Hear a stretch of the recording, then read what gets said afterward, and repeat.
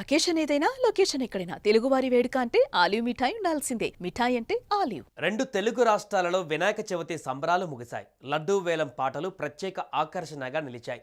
బాలాపూర్ లడ్డూ వేలానికి ఎంత క్రేజ్ ఉందో ప్రత్యేకంగా చెప్పాల్సిన పని లేదు. అయితే ఓ ముస్లిం మహిళ గణపతి లడ్డూను దక్కించుకోవడం విశేషం.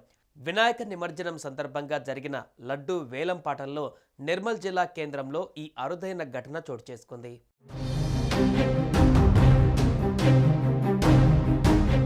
ఒక ముస్లిం మహిళ నిర్భయంగా వేలం పాటలో పాల్గొని 1,88,888 రూపాయలకు పాట పాడి లడ్డూ దక్కించుకుంది. ఈ అరుదైన ఘటనకు నిర్మల్ జిల్లా కేంద్రంలోని ఆదర్శ నగర్ శివాజీ యూత్ వినాయక మండలి వేదిక అయింది.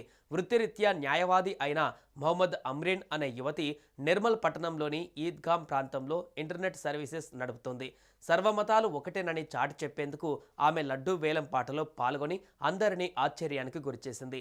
గతంలో ఈ వినాయక మండలి ఆధ్వర్యంలో చేపట్టిన లడ్డూ వేలం పాటలో ఎప్పుడు కూడా ఈ స్థాయిలో పోటీ లేదు. కానీ ఒక ముస్లిం యువతి లడ్డూ వేలం పాటలో పాల్గొని భారీ మొత్తంలో పాట పాడి దక్కించుకోవడం నిర్మల్ జిల్లా కేంద్రంతో పాటుగా రాష్ట్ర వ్యాప్తంగా కొత్త చర్చకు దారితీసింది. వేలం పాటలో లడ్డూ దక్కించుకున్న మొహమ్మద్ అమ్రీన్ను వినాయక మండలి సభ్యులు ఘనంగా సత్కరించారు. జిల్లా వాసులు అభినందించారు. ఇక ఇదే నిర్మల్ జిల్లా కుంటాల మండలంలోని అంబకంటిలో మత సామరస్యం వెల్లువిరిసింది. శుక్రవారం నాడు స్థానిక యూత్ సభ్యులు గణేష్ లడ్డూకు వేలంపాట నిర్వహించారు. ఈ క్రమంలో గ్రామానికి చెందిన 7వ తరగతి విద్యార్థి కె రెహాన్ 1,111 రూపాయలు వేలంపాట పాడి లడ్డును దక్కించుకున్నాడు. ఇక నారాయణపేట మండలం ముష్టిపల్లిలో ఎండి పాషా అనే ముస్లిం వ్యక్తి 26,116 రూపాయలకు లడ్డును దక్కించుకున్నారు. కులమతాలకు అతీతంగా ఐక్యతను చాటిన వీరిని గ్రామస్తులు ఇప్పుడు అభినందిస్తున్నారు.